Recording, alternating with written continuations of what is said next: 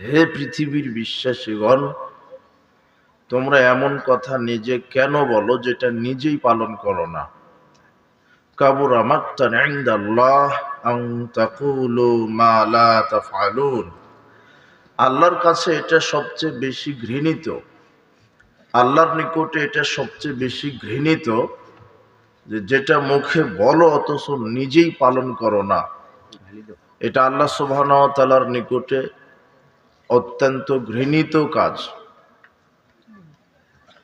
উল্লেখিত আয়াত প্রমাণ করে যে পৃথিবীতে কিছু মানুষ আছে এমন,